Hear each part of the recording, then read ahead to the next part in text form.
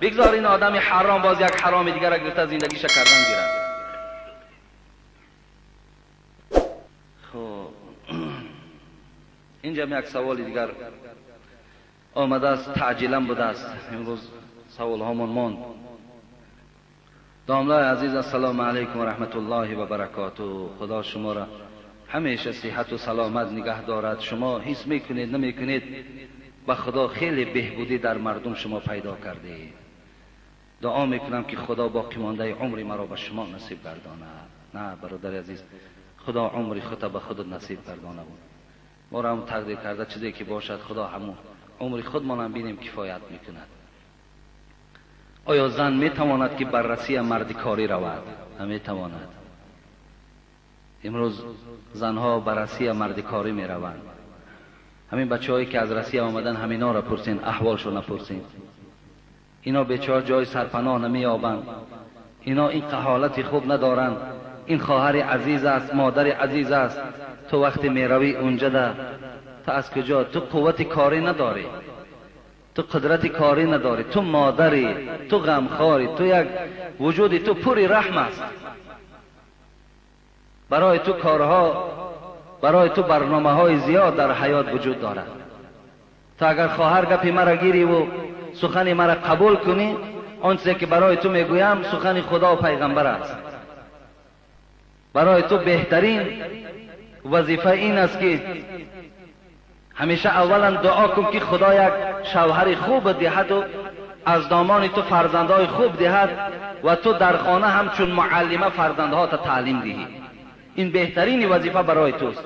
5 وقت نمازت در وقتش خوانی و همیشه خانه‌ات پاسبانی کنی و خانه‌ات آباد کن. انا این است برنامه و این است وظیفه تو خواهر عزیز. تو در روسیه رفته آواره میشوی، در روسیه رفته عذاب میکشی، در روسیه رفته دست به دست مردم میشوی، عاقبت چی میشوی؟ برای همین جایز نیست تماما. دوم، در طهارت دست و روی پای، در طهارت دست و روی میگویند، طهارت دست و روی میگویند، پای شسته میشود یا نه؟ میگویم که مثال بچه طهارت دست و روی کو، در این حالت پای هم شسته میشود. اگر پای که نشستی نمازت نماز نیست. طهارت دست و روی گفته مقصد یک مختصرا گفتن، یعنی پای هم شستنش داخل می شود.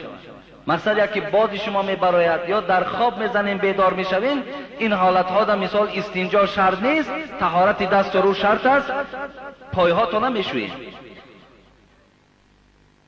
خب سوم، یک نفر که 30 سالش هم به جای رسیده است میگوید که همه بلندشوی نرخ و نارسایی و کمبغلی مردم از حساب مسجدهای بسیار ملاها هست. آیا به این خیل آدم اسلام چه حکم میکنه؟ یک بیچاره 30 سالش که گذشت، این آدم هوشیار نیست کسی گفته است، این دیوانه است. آدم هوشیار هیچ وقت نمیگوید که بلندشوی نرخ کمبغلی مردم از حساب مسجد بسیار و از حساب داملاها هست. این آدم هوشیار نمیگوید. برای همین شاید جین دارد، برادرای جین خون هست، بیاید ما مراجعت کند، انشاءالله روان میکنیم به پول حساب خود من اونها میخواننش. این آدم دیوانه است به خدا قسم. این آدم هوشیار نیست، این آدم بی عقل هست، این آدم بی فراست است. این آدم اگر عقل هم داشته باشد خدا ندارد، شریعت ندارد. این دروغ است. اون پیشانی که تو در زمین میگذاری و در زبانت غیبت مسجد داملا است، تو دروغ میگوی، تو نمازخوان نیستی. این نماز در پیش خدا هیچ قدر و قیمت ندارد. تو چگونه زبانت میگردد مسجد تنقید میکنی؟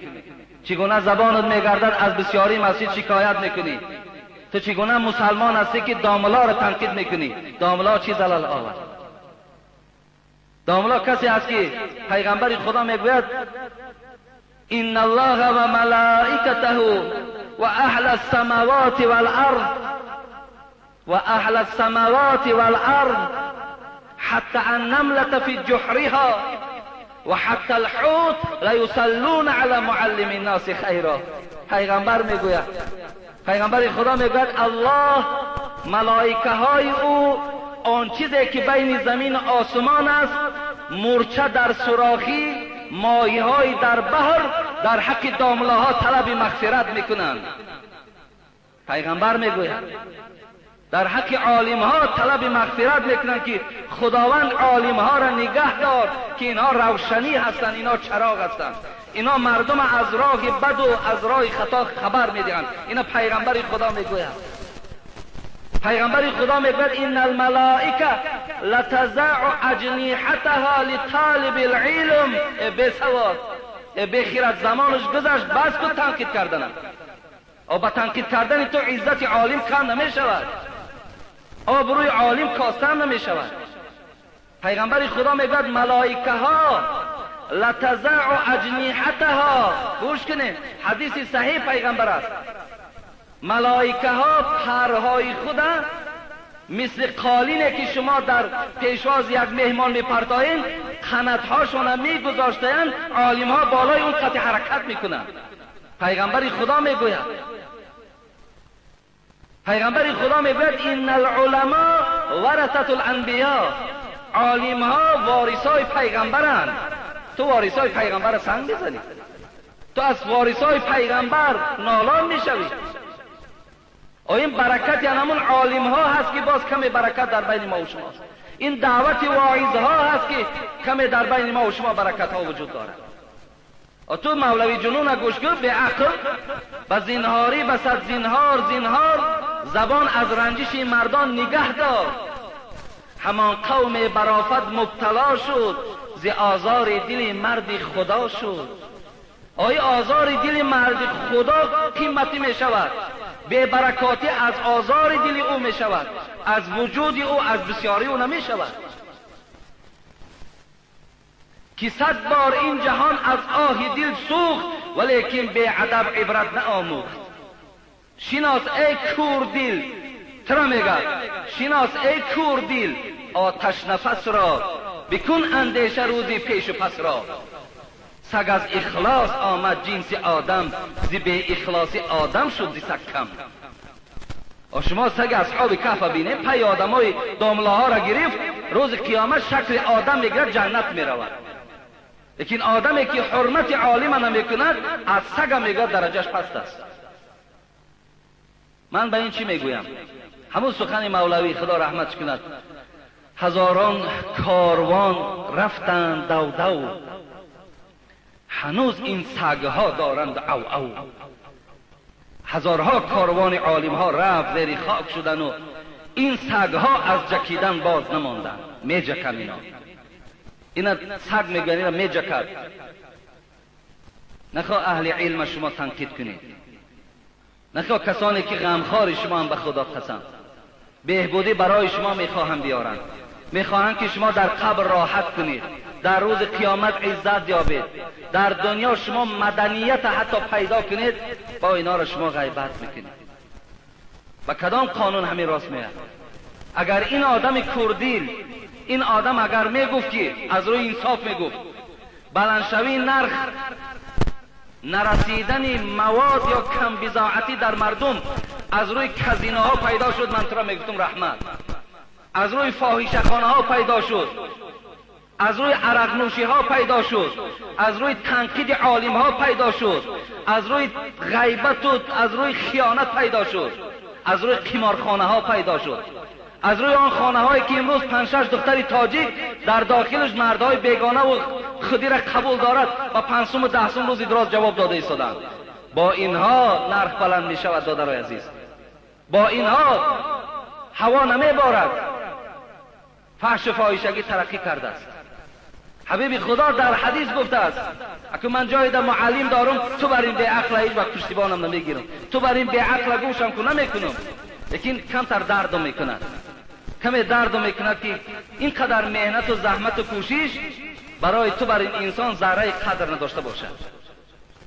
پیغمبر خدا میگوید هر وقتایی که اگر فحش و فحشایی زیاد شد مریش پیدا می شود، مریش زیاد می شود، مردن زیاد پیدا می شود، هوا خاک می شود، هوا خاک می شود، دیگر نمی بارد، خشک می شود.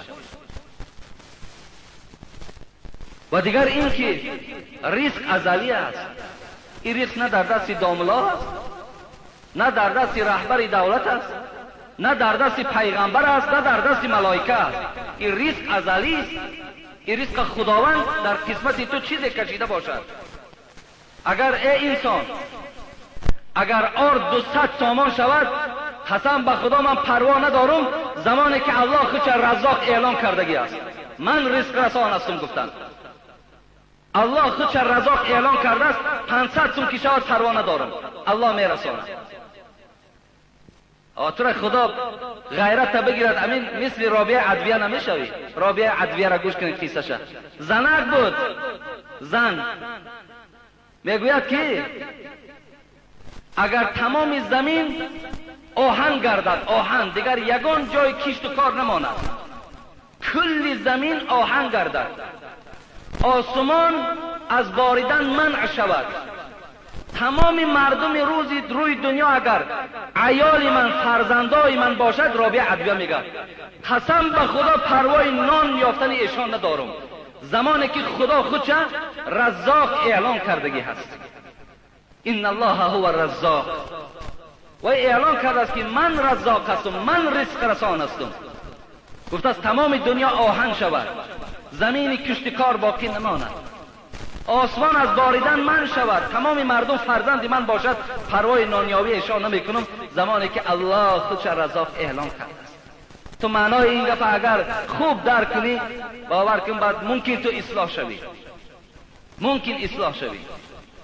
حضرت موسی علیه السلام خدا رحمت و مغفرت جان کنه در قصه ها برای عبرت آمده است که وقتی که خدا جانش میگرفت کودکای خردسال داشت، میگد مایل به سوی هم فرزندای خردسال شد و گفت پروردگارا جان من قبض میکنی. این روایت است، صحیح است دروغ است من نمیدانم، در کتاب خوندم. جان من قبض میکنی، فرزندام حالش چی میشیده باشد؟ الله برای تعلیم موسی نبود، برای تعلیم ما آدمای بی سواد بود. گفت موسی نزد دریا برو، نزد دریا آمد، عصا را گفت در دریا بزن، گفت عصا را بر دریا زد، دریا خشک شد. نگاه کرد در زیر دریا یک سنگ خیلی کلانه، گفت رو، گفت سنگ گفت به عصات بزن. گفت حضرت موسی میگد آمد بعد عصاش سنگ زد، دو بولک شد. داخل سنگ تماشا کن. وقتی نگاه میکرد موسی در داخل سنگ کرم و در دهان کرم علف سبز است. الله در داخل سنگ در حال یک کرم فراموش نمی کند، رزق او را در داخل سنگ می رساند، رزق تو را فراموش می کند. از این خاطر برادرای عزیز و گرامی، فحش و فاحشگی، بی اطاعتی، نافرمانی، عرق نوشی و عرق فروشی، بی نمازی، از خدا نترسیدن اوج که گرفت. الله اگر رحمان و رحیم باشد، آخه وای قهارم هست، قهارم هست، قهر میکند، جبارم هست، سخت میگیرد. حضرت مولوی میگوید به هر بنده وعید حق نظیر است که ایزی دیرگیر و سختگیر است. دیر میگیرد و سخت میگیرد. ما اصلاح شویم، ما همیشه با دعا باشیم، ما به سوی خدا رجوع کنیم. رسول اکرم صلی الله علیه و سلم میگوید یک سبب کم بغل شدن مردم و بلند شدن نرخ و نوا به چی وابستگی دارد؟ به نبودن موعظه. امر معروف ترک می شود. موعظه ها وقتی ترک می شوند، پند و نصیحت ها وقتی قطع می شود، این گونه بدبختی هم در جامعه پیدا می شود.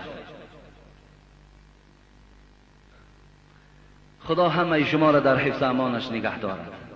این برادر عزیز کسی باشی اثر اسلام بیار، تحقیر عالم و تحقیر مسجد آدم بیدین میکند، این شوخی نیست. ادبگاه محبت ناز و شوخی بر نمی دارد. از این خاطر قوتی نیکی نداری، بد مکن. در حق عالم ها و پیشواها و مسجد ها خدمت کردن نمیتانی، سنگ نزن، غیبت نکن، پشتیبانی کن. مسجد جایی هست که الحمدلله برای شما اخلاق حمیده میدهد. اگر در وجود شما خدا ترسی را جای نکنند، شما عالم میسوزانید. خب السلام علیکم آقای حاجی میرزا، سوالی دارم.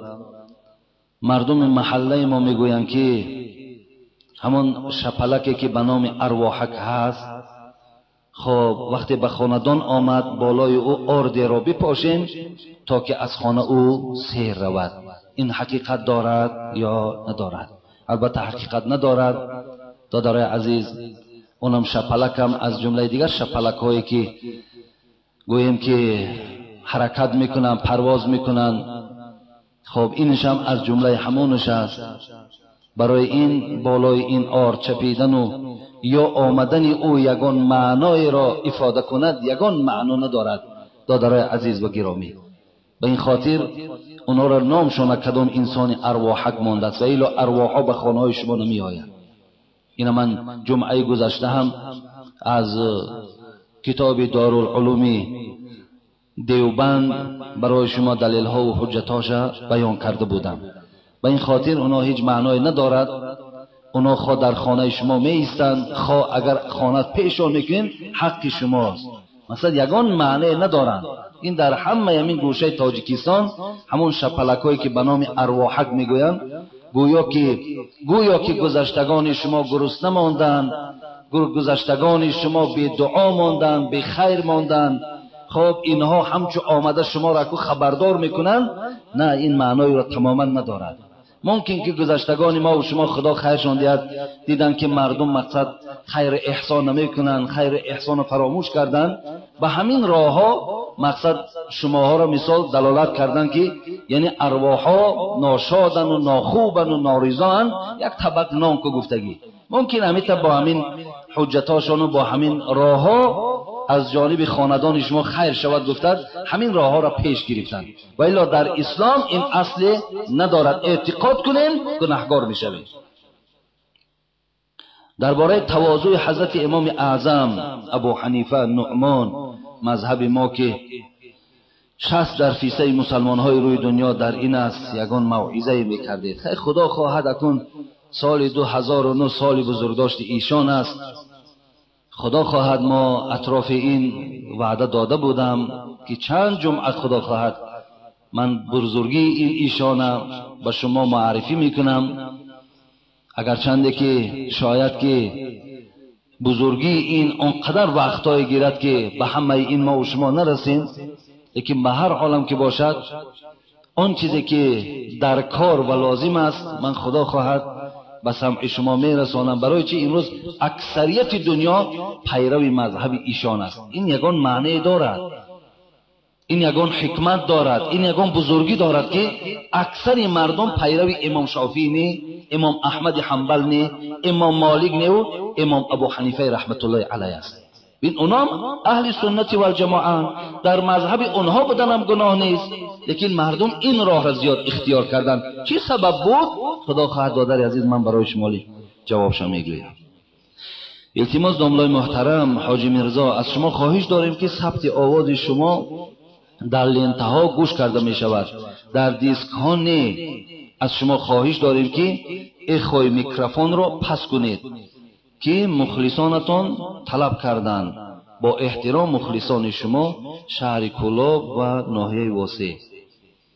خب در دوامش در حق رئیس واسع مومنوف دهقانشاه که خانه ما را یاری رسانده ایستاده است دعا کنید. دیگر ستار و درمانوف و حاجی سفرعلی و دیگر خیلی خدا عمرشون دراز کنه و دولتهاشون باز هم بیشتر گردانه و همچنان برای اونها خدا فهمیش و ذکاوت نصیب کند که در برابر مال داشتن باز در ذهنشون یادی دستگیری مسکین ها و فقیرها همیشه باشد.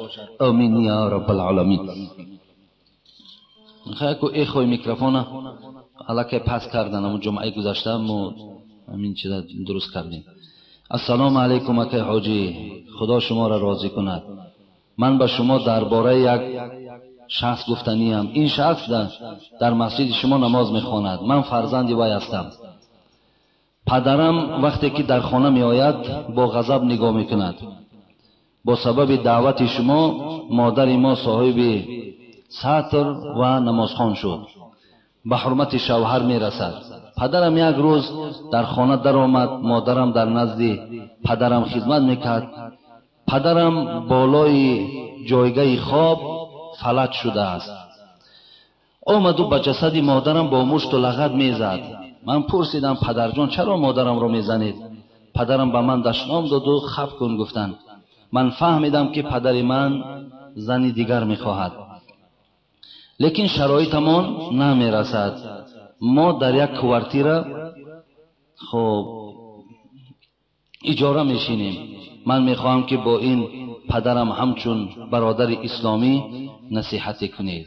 خدا شفای کاملش دهد. که آدمی که فلج شد، بیمار شد، دیگر تا جایی که زن مشت و لغت خوب میکند، به جای این باید که همیشه گویم مروت کند، معامله خوب کند که او دیگر دستنگری همون زن است.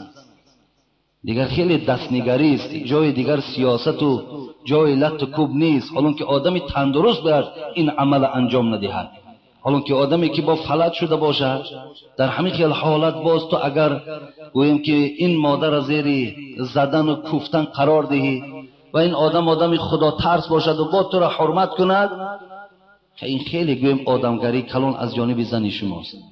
ولی تو در حالت فلج باشی و باز نیت زنگیری داشته باشی، خدا خیر دهد.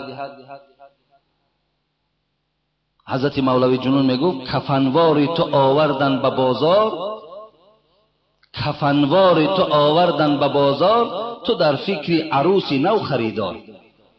تو کفنوار تا بازار دا آوردن تیار، تو در فکر عروسی. برادر عزیز فکر اون طرف شکو نکن، انشاءالله اون جانبش برای تو بهتر است. زیرا که البته زن کسی میگیرد که در خانه اجاره نمیشیند.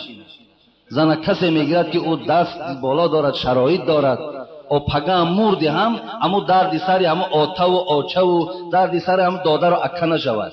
با به خودش یک خانه داشته باشد، با به خودش یک شرایطش باشد که گویم که خیلی پگه هم که یک آدم دیگر هم که گرفتش بگه خدا رحمتش کند، آدمی بناموس بده. این است مقصد. این چی است؟ مثال در حالت خودت حالت مرگ در قرار داری و باز مقصدات خیلی مقصدای عجیب. داملا حاجی مرزا، ما 4 نفر از ناحیه قبادیان با زیارت شما آمدیم. برادرها از دیروز همراه ما هستند. با شما اخلاص کلان داریم. کسیت های شما را گوش و تماشا میکنیم. به ما معقول می باشد. عمر شما را دراز کند. همه وقت در دعوت اسلام باشید. ما از شما خواهش می‌نماییم که در حق پدر و مادر و گذشته هایمان دعای خیر کنید. ما به نیت حج داریم. از شما امیدواریم که دعای خیر دهید. پدر مادر اهل گذشتگی‌هامان را خدا مغفرت کند. شما را مثل پیامبر خدا دوست می‌داریم. خداوند شما را قدماتان دم حسنات دهد، پدر و مادراتان مغفرت بگرداند و خداوند این سفری نیک و سفری خیری که شما اراده کردین برای شما نصیب کند و از شما خدا قبولش گرداند. آمین یا رب العالمین. السلام علیکم دامنای عزیز. بسیاری دخترها از حساب تلفن‌های دستی بیراه شدند. نصیحت کنید تا که برادر و پدران اونها همراه شما نماز میخوانند و به اونها خریدن ندهند. درست گپی، خیلی با مورد، خیلی با معنی که دخترهای جوان اگر شما ببینید در کوچه ها، اکثریت همونها بیچاره در گوش ها تلفن فقط و فقط صحبت به عاشقای خود دارند. کم از جوان دختری که مقصد گویم تلفنی که برای او داده می شود، او تلفن مقصد با یگان کارهای تعجیلی که برای خانه باشد یا برای مثال با پدر و مادر صحبت داشته باشد، کم از اون دخترهایی که فقط در این راه صرف کنند. و این خاطر پدرای عزیز، دادرای عزیز، یگانه چیزی که امروز بله خواهرای ما در خطر دارند، بچهای ما در خطر دارند، همین تلفن است. من نمیگویم که این تلفن مثال تلفن داشتن نادرست باشد، نه، این خیلی خوبی دارد، خیلی پیشروی است، ما پیشروی ها را دستگیری میکنیم. لیکن امروز برای دخترهای جوان الله که گویم که فقط و فقط تلفن کردن، با مردهای بیگانه صحبت کردن، با مردهای بیگانه جای ملاقات معین کردن، بغیر همین زیان دیگر چیزی آوردگی نیست.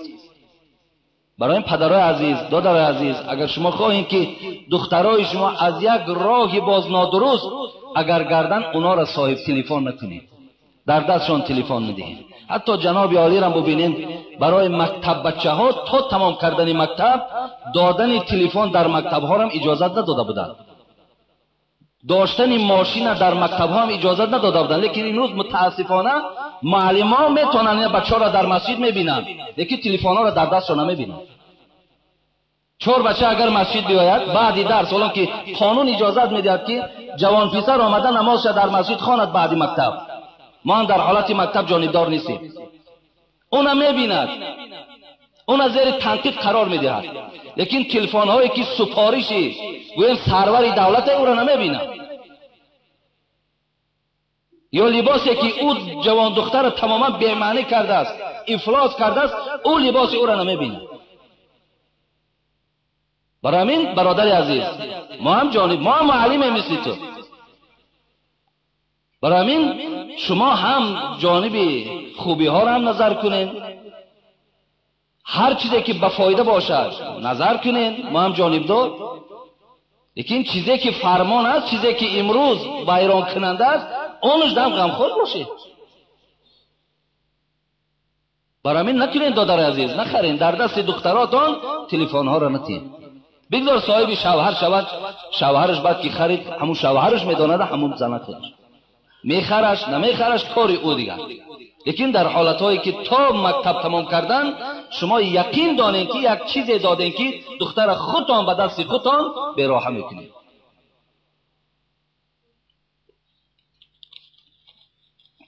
السلام علیکم داملای عزیز، شما در بیزنسی کویسنت گفته گذاشتین که حرام است، ولی در مابین مردم بسیار آوازه هست که حاجی میرزا خطا کرده است، بیزنس را حلال برآوردند. لیکن حاجی میرزا دویم باره در مابین مردم گفته نمیتواند که بیزنس را کار کنید.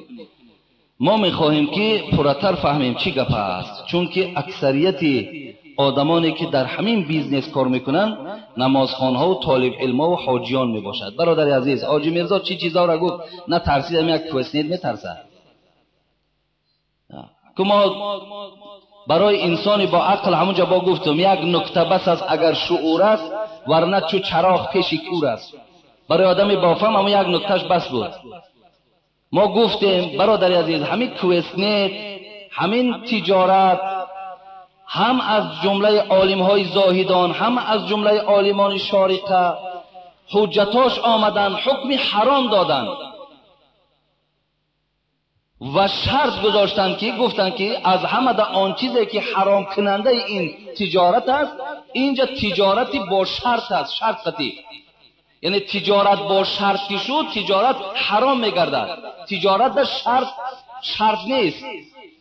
مثل که اگر یک همه آدمی که در همون کویسنت میدراید خودشان میدانند تا 2 آدم دیگر شرط همیه، تا نیاری 2 آدم دیگر تجارت چی است دوام نداره.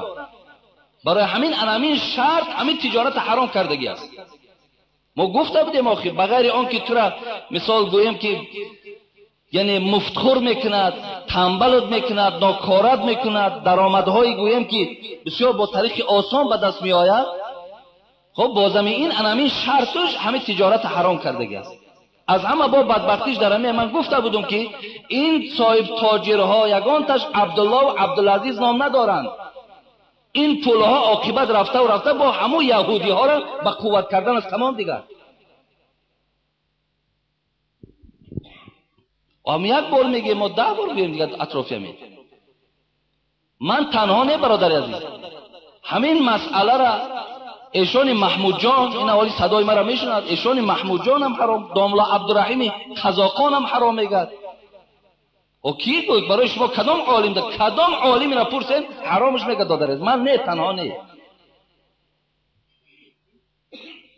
السلام علیکم اکای داملا، شما در باره ریش و چی طور نگاه و بینی وی دایر به تگ و تاری وی را زدن کمی روشنی می انداختید خوب می شود. سوال دیگر، من دایر به اسلام بسیار حسن توجه زیاد دارم و خب قریب همه قاعده های اسلامی را رعایت می کنم. هر یکی برآمد شما را با شوق و ذوق گوش می کنم. شما را دوست می دارم. شما در حق من دعای خیر می کردید. همین قدر حرکت می کنم که سخنهای قبیح نگویم، نمی شود. چیکار کنم؟ با احترام صمیمی یک فرد در نزد شما بوده. خدا نگه داره کن. این وابسته به همون توفیق و ایمان و گویم که همون محبتی که اعلان کردی در همین کاغذ وابستگی به همون دارد. اگر تو جدی اگر محبت به سوی خدا و رسول داشته باشی، هیچ وقت از زبان تو سخن قبیح نمی براید. اگر جدی باشد. لیکن اگر جدی نباشد بعد ان همین میشد که شما باز سخنهای قبیح را گفتن میگیرند. دارید برای همین شما خواهید که اگر اینها از شما دور شوند، چقدر شما باز جدیت، چقدر دعا به سوی خدا. در مسئله ریش، مثلا در مسئله هایی که آمده است، چگونه که همین ریش هایی که میبینیم برادر عزیز، بالاهای او کمی زدگی، خب زیری او کمی زدگی، خب اینها یگان ضرر زیانی ندارند. فقط در ریش یکی از قاعده اساسیش همون یک مشت بودنش است. همون یک مشتی که میشود در دست میآید، انا مشت بعد موافق چی میشود؟ موافق سنت میشود. چگونه که حضرت عمر رضی الله عنه میگه در کتابها این عمل انجام دادن که مشتشان داشتن و چه مقدار در مشت آمد باقیش بعد قیچی زدن.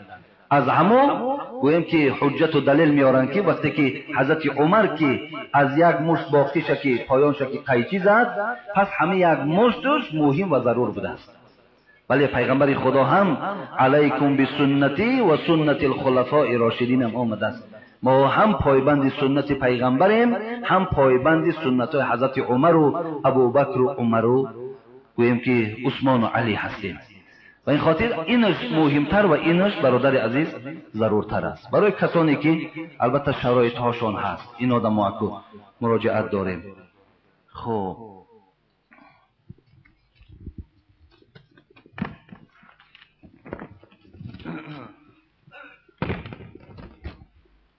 بسم الله الرحمن الرحیم. السلام علیکم برادر اسلامی حاجی مرزا. امروزها